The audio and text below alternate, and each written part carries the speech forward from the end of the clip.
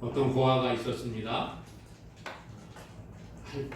있을 곳이 없어서 헤매고 다니다가 어떤 식당에서 이제 허드렛 일을 하는 그러한 직원으로 들어가게 되었습니다. 오갈 데 없는 자신을 받아준 식당 주인이 너무나도 감사해서 이 사람은 열심히 시키는 일을 잘 하기 시작을 합니다. 점점 일을 열심히 하니까 이제 허드렛 일을 하다가 주방으로 들어가서 주방 보조를 하게 되고, 더 나아가서 이제 계속 기술이 발전하여 주방장까지 오르게 되었습니다. 이 어느 날 식당에 부부가 이 사람을 부릅니다. 우리에게 자식이 없는데 당신을 우리 양자로 삼았으면 좋겠다, 이렇게 이야기합니다. 그랬더니 이 사람이 눈물을 툭툭 흘리면서 너무나도 감사해서 감사하다고, 그러면 내가 열심히 부모님으로 모시겠다고, 그래서 양자가 되었습니다. 이 사람이 하루아침에 삶이 변화된 거지요. 그 전까지만 하더라도 고아로 식당에 일을 하는 사람이었습니다. 그런데 이제 양자가 되고 난 다음에는 하는 일은 변하지 않습니다만은 신분이 바뀌었다는 거예요. 그전에는 부모도 없는 그냥 월급쟁이 신세였는데 이제는 식당을 운영하는 부모님이 있는 그러한 자녀로 삶이 바뀌게 되었습니다. 그리고 더 나아가서 이제 그 사람들의 유산을 상속받을 수 있는 그러한 법적인 그러한 상속자의 권리를 가지게 되었다라는 것이지요. 오늘 본문은 창세기에 나오는 아브라함의 두 아들에 관해서 이야기를 하면서 그 두 아들 이삭과 이스마엘을 예로 들어 설명을 해주고 있습니다. 그래서 이삭은 약속의 자녀이고 이스마엘은 종의 자녀로서 유업을 얻지 못할 자녀임을 우리에게 소개를 합니다. 그러면서 자연스럽게 이 갈라디아 교회의 성도들은 하나님의 자녀라, 그렇게 이야기를 해주고 있습니다. 오늘 본문 28절에 보니까요, 28절에 이렇게 이야기합니다. 형제들아, 너희는 이삭과 같이 약속의 자녀라. 그래서 오늘 말씀을 중심으로 너희는 약속의 자녀라 라는 제목으로 말씀의 은혜를 나누고자 합니다. 먼저 우리는 모두가 약속의 자녀라는 것입니다. 아까 말씀드린 것처럼 28절에 형제들아 너희는 이삭과 같이 약속의 자녀라 말씀해주고 있습니다. 약속의 자녀라는 것이 무엇입니까? 죄로 죽었던 우리를 하나님께서 사랑하여 주시고 그 하나님의 사랑으로 우리를 구원하실 계획을 세우시는 거지요. 그리고 하나님께서 친히 인간의 몸을 입고 이 땅에 오셔서 예수 그리스도로서 이 땅에 구원자로 오셨다라는 거예요. 그리고 십자가에서 우리의 죄를 대신하여서 죽으심으로 말미암아 우리의 모든 죄와 죽음의 문제를 해결해 주시고 우리의 인생 가운데 어려운 문제들의 해결자가 되어 주셨다라는 것이지요. 성경은 누구든지 예수 그리스도의 보혈의 공로를 의지하여 믿는 자는 약속의 자녀, 하나님의 자녀가 되는 권세를 우리에게 주신 줄로 믿습니다. 그래서 요한복음 1장 12절에 영접하는 자 곧 그 이름을 믿는 자들에게는 하나님의 자녀가 되는 권세를 주셨으니, 그렇게 말씀해주고 있는 거예요. 예수 그리스도를 구주로 영접하는 자, 그 이름을 믿고 마음에 주님으로 모시는 자는 하나님의 자녀가 되는 권세를 주셨다. 오늘 하나님의 자녀가 되는 권세는 예수 그리스도를 믿고 영접하는 자에게 주어지는 거예요. 그 믿음은 하나님께서 우리에게 성령을 보내주셔서 믿음을 선물로 주실 때에 가능하게 되는 것입니다. 성경은요, 성령을 따라 난 자가 자유 있는 자라고 말해주고 있습니다. 이전에는 우리가 율법에 억눌려 종의 삶을 살아갔다는 거예요. 그러나 예수 그리스도를 믿는 믿음, 성령께서 우리에게 믿음을 주시고 그 믿음을 통해서 예수 그리스도를 구주로 영접하는 자는 하나님의 자녀, 자유인의 삶을 살게 하신다라는 거예요. 그래서 오늘 본문은 우리에게 너희는 이삭과 같이 약속의 자녀라 그렇게 말씀해주고 있는 겁니다. 예수님께서는 우리를 자유롭게 하기 위해 이 땅에 오셔서 우리를 자유케 하시는 분이에요. 갈라디아서 5장 1절에 그리스도께서 우리를 자유롭게 하려고 자유를 주셨으니 그러므로 굳건하게 서서 다시는 종의 멍에를 매지 말라. 예수님이 우리를 위해 죽으심으로 누구든지 예수님을 영접하는 자는 하나님의 자녀로서 자유인이 된다는 거예요. 그러므로 너희는 더 이상 종의 멍에를 메고 살아가지 말라 그렇게 말씀해주고 있습니다. 예수님의 그 십자가의 보혈의 공로로 말미암아 우리가 죄사함 받고 그 피값으로 우리가 자유인이 되었다는 거예요. 그러므로 오늘 우리는 모두가 하나님의 자녀인 줄로 믿으시기를 바랍니다. 오늘 우리는 모두가 약속의 자녀라는 거예요. 오늘 본문은 우리가 예수님을 믿으면 약속의 자녀가 된다 말씀해주고 있습니다. 그래서 오늘 우리에게 말하죠. 당신들은 이삭과 같이 약속의 자녀입니다. 갈라디아 성도들에게 말하는데 이것이 지금 우리에게도 동일하게 적용되는 줄로 믿습니다. 그래서 우리는 뭐라고요? 우리는 모두가 약속의 자녀이다. 이것을 고백할 수 있기를 바랍니다. 바울은요, 자유인으로서의 생활을 살아가라 그렇게 말해주고 있어요.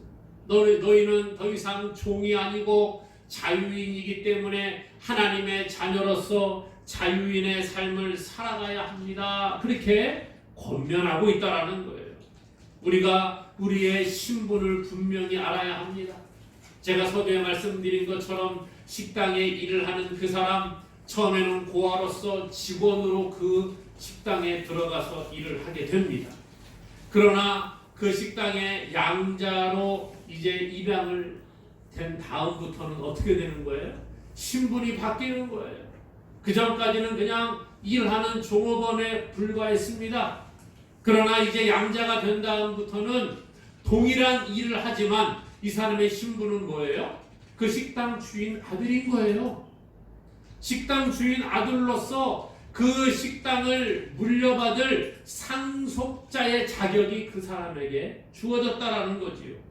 그러므로 그의 삶은 하는 일은 바뀌지 않았을지 몰라도 신분이 바뀌고 생각이 바뀌고 마음가짐이 바뀌는 거예요. 오늘 우리가 하나님의 자녀라는 그러한 인식으로 살아가야 한다는 것입니다. 바울은 자유인으로서의 생활을 누리라고 말합니다. 더 이상 죄의 종의 모습이 아니라 나는 그래 하나님의 자녀야. 나는 자유로운 사람이야. 나는 더 이상 죄의 종이 아니야. 나는 더 이상 마귀에게 눌려있는 자가 아니야. 이런 마음을 가지고 살아가기를 우리에게 말씀해주고 있습니다. 사랑하는 여러분, 오늘 우리는 정말 이 말씀을 믿으며 살아가고 있습니까? 우리가 자유인이요 하나님의 자녀라고 하는데 우리가 예수님을 믿고 어떤 삶을 살아가고 있습니까? 우리는 예수 그리스도를 믿는 믿음으로 자유를 얻었습니다. 죄의 속박 아래 있는 것이 아니라 예수 그리스도 안에서 자유를 누리는 거예요. 그런데 많은 사람들이 이 자유를 누리지 못하고 죄의 종처럼 살아가고 있다는 거예요. 이 얼마나 어리석은 일입니까? 잠언 26장 11절에 보니까 개가 그 토한 것을 도로 먹는 것 같이 미련한 자는 그 미련한 것을 거듭 행하느니라 그랬어요. 개가 토한 것을 도로 먹는다. 얼마나 미련한 것 같아 보입니까? 그렇죠? 사람이 만약에 자기가 그렇게 토한 것을 도로 먹는 사람이 있다고 하면 저 사람 정신이 이상하구나 잘못됐구나 아마 이렇게 말할 거예요. 그런데 우리가 하나님의 자녀가 된 다음에 다시 죄의 속박으로 돌아가고 죄의 종의 삶을 살아간다면 성경은 뭐라고 해요? 그 사람을 가리켜 미련한 자라 어리석은 자라 그렇게 말한다는 거예요. 오늘 우리는 예수 그리스도 안에서 진정한 자유인이 되었습니다. 그러므로 오늘 우리는 성령 안에서 자유를 누리는 자가 되어야 합니다. 사랑하는 여러분, 고린도후서 3장 17절에 주는 영이시니 주의 영이 계신 곳에는 자유가 있느니라 그랬습니다. 주의 영이 우리 안에 함께 하시면 우리는 자유를 누리는 자가 되는 것입니다. 그러므로 오늘 우리는 예수님을 믿고 우리 안에 주의 영이 함께 하시고 우리가 자유를 누리는 삶이 되었음을 고백할 수 있기를 바랍니다. 그리고 더 나아가서 하나님의 약속의 자녀의 삶을 살아가는 우리 모두가 될 수 있기를 주님의 이름으로 간절히 축원합니다. 그러면 이 약속의 자녀가 됨으로써 그들의 삶 가운데 어떤 변화가 일어나는 걸까요? 우리는 약속의 자녀라고 했는데 약속의 자녀는 어떤 삶을 살아갑니까? 오늘 본문에 보니까 약속의 자녀에게도 어려움이 찾아올 수 있지만 결국은 승리한다라는 것입니다. 본문 29절에 보니까 이렇게 말해요. 그러나 그때에 육체를 따라 난 자가 성령을 따라 난 자를 박해한 것 같이 이제도 그러하도다 그랬습니다. 창세기 21장에 보면 이삭의 출생에 관해 이야기를 해주고 있습니다. 아브라함의 아내 사라가 잉태하여 아들을 낳게 됩니다. 그 아들의 이름이 바로 이삭이지요. 이삭이 잘 자라게 되고 성경에 보니까 젖을 뗄 때가 되어서 젖될 때에 아브라함이 잔치를 베풀었다 이렇게 말합니다. 아마 우리나라 그 기준으로 이야기하면 돌잔치를 하는 것 같은 아마 그런 것 같습니다. 우리나라도 그렇죠. 아이가 태어나서 돌잔치 할 때쯤 되면 이제 젖을 떼고 이유식 먹고 밥을 먹기 시작을 하지 않습니까? 이삭이 젖될 때가 되어서 아브라함이 잔치를 베풀었어요. 그런데 이삭은 이 정실의 자녀 아닙니까? 그런데 먼저 태어난 아들이 있기는 있었어요. 누구냐? 이 종의 자식이었다는 거지요. 이스마엘이라는 그런 아이가 있었는데 이스마엘이 이삭을 희롱하기 시작을 합니다. 이것을 사라가 보게 되었어요. 바울은 이것을 가리켜 박해라 이렇게 비유하고 있습니다. 이스마엘이 이삭을 희롱한 것을 가리켜 박해라 그렇게 말했다는 거예요. 이스마엘이 이삭을 왜 희롱했는지는 정확히 알 수 없습니다. 그러나 아마 정실의 자녀로서 사랑받는 그 이복 동생을 보면서 시기와 질투가 생겼을 수도 있겠지요. 그래서 희롱을 했는데 박해라는 거예요. 오늘 말씀해 보니까 이렇게 박해받은 이삭을 갈라디아 성도들에게 비유해서 말씀을 해주고 있습니다. 갈라디아 성도들이 예수님을 구주로 고백하고 영접하고 하나님의 자녀가 되었는데요. 이것을 시기하는 유대인들 가운데 율법주의자들이 있었어요. 그래서 이 사람들이 이들에게 와서 이야기합니다. 너희가 예수 믿고 하나님 백성 되었다고? 천만의 말씀. 우리 하나님의 율법에 보게 되면 모세의 율법에 보게 되면 이 율법을 지켜야지만 하나님의 백성이라고 한다. 너희들 할례를 받지 않으면 하나님의 백성이 되지 못한다고 이야기해주고 있어. 그러면서 이 갈라디아 성도들을 괴롭게 하는 거예요. 분명 바울은 예수 그리스도를 믿는 믿음만이 구원에 이르게 됨을 가르쳤습니다. 예수 그리스도의 이름의 능력이 있다는 거죠. 예수님의 그 십자가의 보혈의 능력이 구원시킨다고 가르쳤다는 거예요.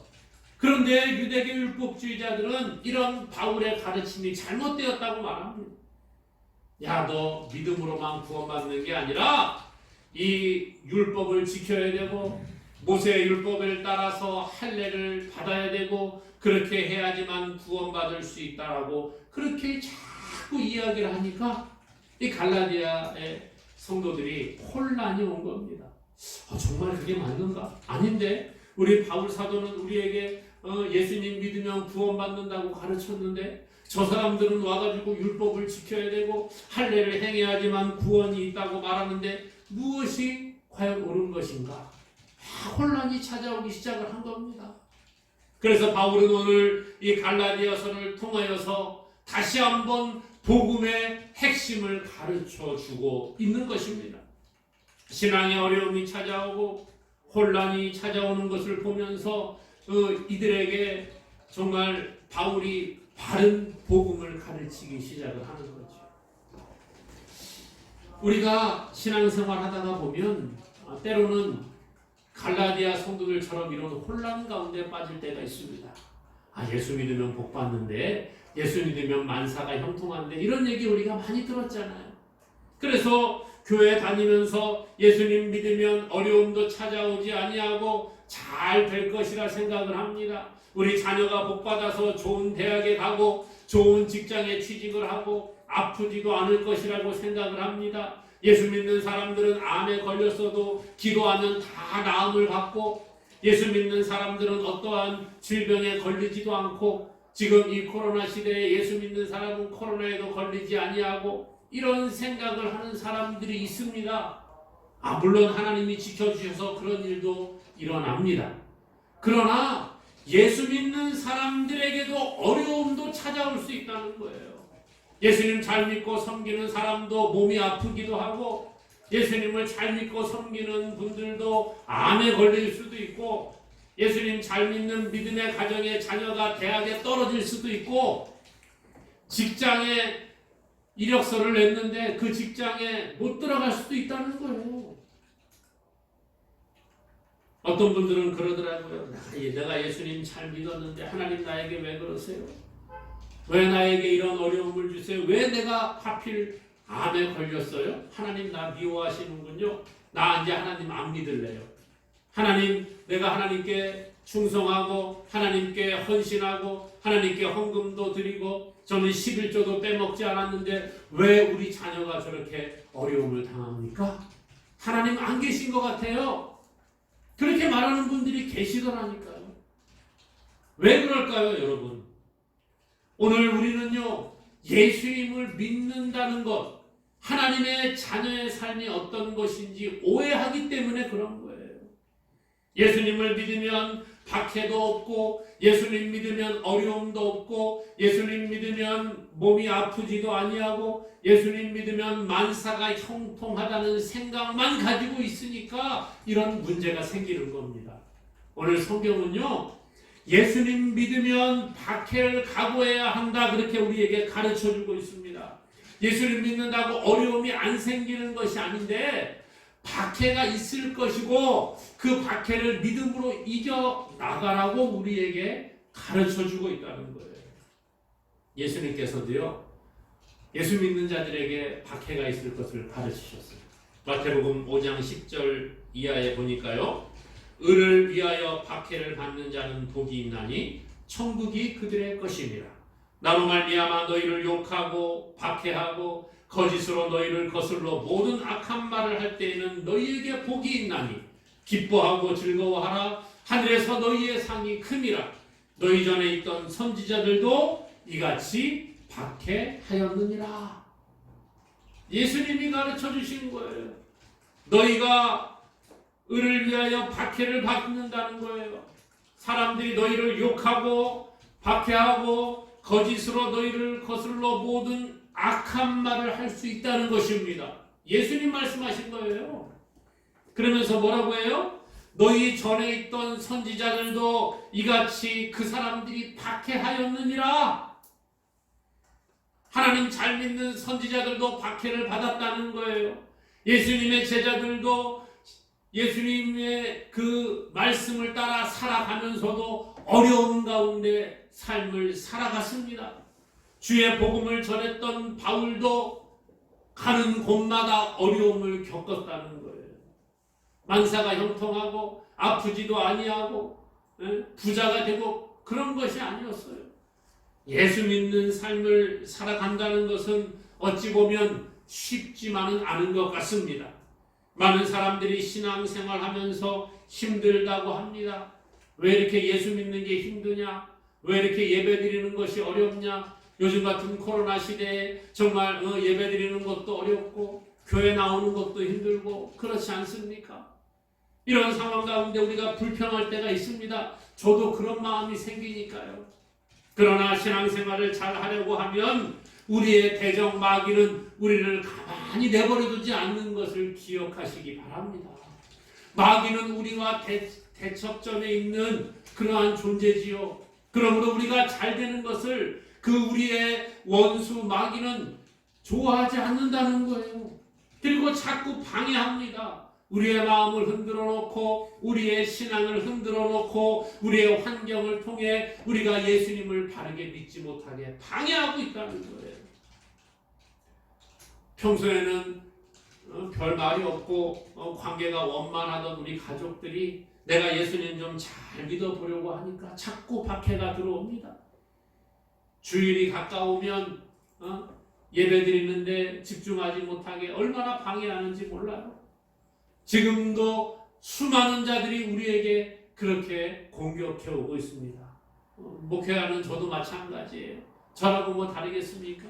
과거부터 지금까지 주일이 가까우면 가까워올수록 마귀는 자꾸 제 마음을 흔들어 놓고 공격을 해옵니다. 과거에는 토요일만 되면 그렇게 가정에 막 다툼이 생기게 만들더라고요. 서로 미워하게 하고 서로 아무것도 아닌데 오해하게 하고 싸움하게 하고 그래서 목회자의 마음을 흔들어서 말씀에 집중하지 못하게 방해하는 것들을 보게 됩니다. 여러분들도 뭐 별반 다르지 않을 거예요. 주일이 가까우면 가까워올수록 주일 오전에가 되면 또 무슨 일이 생기고 자꾸 예배의 자리에 나오지 못하게 방해하고 그것이 바로 우리의 대적 마귀가 하는 일이라는 거지요. 그래서 욕하고 박해하고 거짓으로 악한 말을 할 때에 예수님 뭐라고 해요? 너희에게 복이 있나니 기뻐하고 즐거워하라. 하늘에서 너희의 상이 크니라. 우리가 박해가 올 때 불평하고 원망하지 마시기 바랍니다. 예수님은 기뻐하고 즐거워하라고 해요. 왜요? 우리 전에 있던 선지자들도 그렇게 박해를 받았지만 하나님의 복을 받았고 우리의 믿음의 선배들이 그렇게 박해 가운데에서도 기뻐하고 즐거워하고 감사함으로 하나님의 복을 누렸기 때문에 우리도 동일한 길을 걸어가고 있다는 것입니다. 그러므로 사랑하는 여러분, 우리에게 억울한 일이 있습니까? 내가 전혀 하지도 않았는데 괜히 예수 믿는 것 때문에 억울한 일을 겪을 때에 기뻐하고 즐거워할 수 있기 바랍니다. 물론 잘 안 되지요. 저부터도 잘 안 됩니다. 예수 믿는 것 때문에 박해가 올 때 화가 막 나고 막 그래요. 예수 믿는다고 자꾸 우리에게 차별을 하고 힘들게 하면 화가 날 때가 있습니다. 우리의 형제와 부모와 남편이 아내가 우리 주위 사람들이 그런 일을 할 수도 있어요. 그럴 때 우리가 기도로 승리할 수 있기를 바랍니다. 예수님께서도 박해받으셨잖아요. 십자가에 달리실 때 이방인들에 의해서 십자가에 못 박히신 것이 아니에요. 누가 그렇게 했습니까? 하나님을 잘 믿는다고 하는 바리새인들, 종교 지도자들, 서기관들, 또 제사장들 이런 사람들이 앞장서서 예수님을 십자가에 못 박았다는 것이죠. 그러므로 오늘 우리에게 어려움이 올 때 기뻐하고 즐거워할 수 있기 바랍니다. 이것은 우리가 하나님의 자녀라는 증거로 믿으시기를 바랍니다. 그러나 하나님께서는 우리를 하나님의 자녀 삼으셨기 때문에 박해 가운데 내버려 두시는 분이 아니라는 거예요. 야, 너 박해가 있고 너 사람들이 너를 미워할 때 기뻐하고 즐거워하고 너의 힘으로 혼자 이겨라 그렇게 말씀하지 않는다는 거예요. 이미 예수님이 승리하셨기 때문에 우리 안에 계신 성령의 도우심으로 우리가 어려움을 능히 이기게 하시는 줄로 믿습니다. 감당한 시험만 주신다고 성경은 말해주고 있어요. 부모가 자녀들을 강하게 키울 때에 어떻게 합니까? 때로는 부모가 자녀를 조금 강하게 키우기 위해서는 내버려 둘 때가 있어요. 예를 들어서 아이가 태어나서 이제 막 돌 때쯤 돼서 걸음마 하지 않습니까? 걷는 것을 배워야 되잖아요. 한 발, 두 발 뛰다가 탁 넘어질 때, 야, 넘어지는 게 너무 안쓰러워서 부모가 아이야, 야, 너 혼자서 걸으면 안 돼. 넘어지면 무릎도 다치고 다칠 수가 있으니까 내가 손잡아 줄게. 내가 업고 함께 가줄 테니까 너 걷지 마. 그러면 이 아이 어떻게 돼요? 평생 못 걷는 거예요. 어떻게 합니까? 자녀들이 부모가 자녀들을 걸음마 할 때에 어떻게 가르쳐요? 처음에 손 붙잡고 일으켜 놓고 이렇게 한 발, 두 발 뛰게 합니다. 그러다가 아이가 한 발, 두 발 뛰기 시작하면 손을 놓는 거예요. 왜 손을 놓아요? 혼자서 걸을 수 있도록 훈련하는 겁니다. 한 발짝, 두 발짝 뛰다가 아이가 탁 넘어졌다고 해서 마음이 아파서 야, 이제 하지 말자 그럽니까? 아니에요. 잘 걸을 수 있도록, 아이가 잘 걷고 잘 뛰어다닐 수 있도록 그렇게 훈련을 시키는 겁니다. 그러나 그냥 혼자 하라고 내버려 두는 게 아니라 어떻게 해요? 도와주는 거예요. 도와주다가 정말 위험한 곳이 있을 때는 안아주기도 하고, 상처가 났을 때 싸매어 주기도 하고, 이게 하나님의 모습이라는 겁니다. 사랑하는 여러분, 하나님께서는 우리가 감당할 수 없는 시험당함을 허락하지 않으신다 그랬어요. 우리가 감당할 수 있는 만큼 우리에게 시험을 허락하여 주시고, 우리가 그것을 이김으로 말미암아 더 높은 자리로 나아갈 수 있도록 은혜를 베풀어 주시는 줄로 믿습니다. 그 힘과 능력을 누가 주신다고요? 하나님 아버지께서 주시는 줄로 믿습니다. 그러므로 사랑하는 여러분, 지금 우리에게 어려운 일이 있습니까? 힘든 일들이 있습니까? 하나님께서 도와주시고 힘주시고 이기게 하심을 믿고 하나님을 의지하여 나아가는 저와 여러분 되기를 주님의 이름으로 간절히 축원합니다. 마지막으로 약속의 자녀는 유업을 얻게 된다는 거예요. 본문 30절에 보니까 이렇게 말합니다. 그러나 성경이 무엇을 말하느냐? 여종과 그 아들을 내쫓으라. 여종의 아들이 자유 있는 여자의 아들과 더불어 유업을 얻지 못하리라 하였느니라. 오늘 말씀해 보니까요, 약속의 자녀는 유업을 얻게 된다고 말하고 있습니다. 이삭을 희롱했던 이스마엘이 결국 사라에게 들키게 되고 내쫓김을 당하게 되었습니다. 그러나 약속의 자녀인 이삭은 아브라함의 유일한 상속자로서 하나님의 약속을 이어받는 자가 되었습니다. 육체를 따르는 자와 성령을 따르는 자는 서로 공존할 수가 없는 거예요. 그래서 하나님의 약속의 자녀인 이삭은 그냥 내버려 두셨지만 육체를 따라난 이스마엘은 내쫓김을 당하게 된 것입니다. 우리는 흔히 착각하는 것이 있습니다. 세상과 적당히 어울려 살면 된다고 생각을 합니다. 그러나 성경은 그렇게 말하지 않습니다. 함께 육체를 따라 살아가는 것과 성령을 따라 살아가는 것이 함께 공존하고 우리 속에 그냥 적당히 섞어서 살아가라, 그렇게 말하지 않는다는 거예요. 오늘 하나님의 나라를 유업으로 받는 자는 약속의 자녀가 받는 겁니다. 오늘 이 유업이 무엇입니까? 하늘의 유업이라는 거예요. 우리의 소망은 하늘의 유업을 바라보고 나아가는 것입니다. 아무리 세상의 것들로 우리를 유혹해도 우리는 하늘의 것을 포기해서는 안 되는 거예요. 세상의 것을 적당히 우리가 누리고 하늘의 것도 적당히 바라보고 나아가라, 그렇게 말하지 않는 것입니다. 세상에 썩어질 것에 소망을 두는 자는 하늘의 소망을 두며 살아갈 수가 없습니다. 하늘의 소망을 두고 살아가는 자는 세상에 썩어 없어질 것들을 그렇게 추구하며 살지 않는다는 거예요. 그런데 우리의 현실을 보면 하늘의 것은 정말 둥그름 잡는 것처럼 멀리 있는 것 같고, 이 땅의 것은 우리의 눈에 지금 당장 현실로 다가오는 것 같습니다. 그렇기 때문에 우리는 현실과 하나님의 말씀을 같이 적당히 섞어서 살아가려고 한다는 거예요. 우리가 정답은 알고 있습니다. 그러나 현실에서는 정답은 뒤에 놔두고 정답을 따라, 하나님의 말씀을 따라 살아가면 손해보는 것 같잖아요. 그러니까 적당히 현실과 타협하며 살아갑니다. 남들도 그렇게 살아가는데 저 사람도 그렇게 꼼수 부리며 살아가는데 나도 그 정도 하는 거는 괜찮겠지.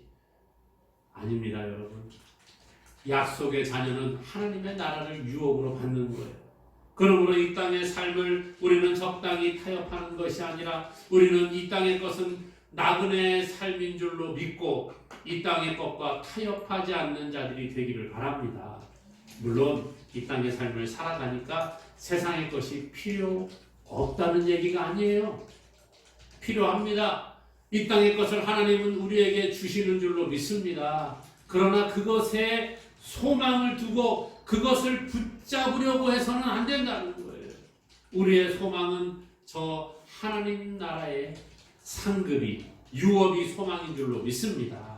그러므로 당장 우리 눈에 보이는 것이 없고 당장 내 손에 잡히는 것이 없다고 할지라도 하늘의 상급 바라보고 나아갈 수 있기를 바랍니다. 히브리서 11장 24절에서 26절 말씀 마지막으로 읽어드리겠습니다. 믿음으로 모세는 장성하여 바로의 공주의 아들이라 칭함받기를 거절하고 도리어 하나님의 백성과 함께 고난받기를 잠시 죄악의 낙을 누리는 것보다 더 좋아하고 그리스도를 위하여 받는 수모를 애굽의 모든 보화보다 더 큰 재물로 여겼으니 이는 상 주심을 바라봄이라. 사랑하는 여러분, 오늘 우리도 하늘의 상을 바라보고 우리에게 상급 주시는 하나님을 바라보며 주와 함께 동행하는 믿음의 사람들 되기를 주님의 이름으로 간절히 축원합니다.